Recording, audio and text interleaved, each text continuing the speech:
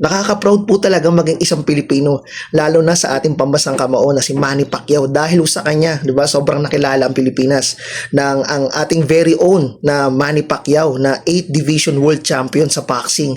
Yan, nakikita niyo yung video na yan, to, yung nasa gilid ko na to, yan.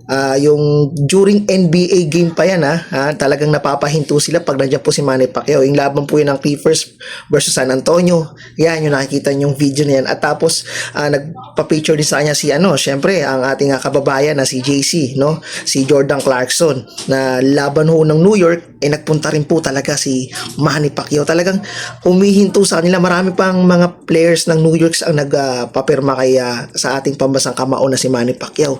Talagang pag nakikita ko, nagugusbam ako tumataas yung balahibo ko pag nakikita ako sa social media yung pagpunta pala ni Pacquiao ito sa isang baseball game sa Amerika dahil sikat po to yung baseball game na rin. Nagpunta rin po si Pacman, no? Pinagkaguluhan ho yan dyan.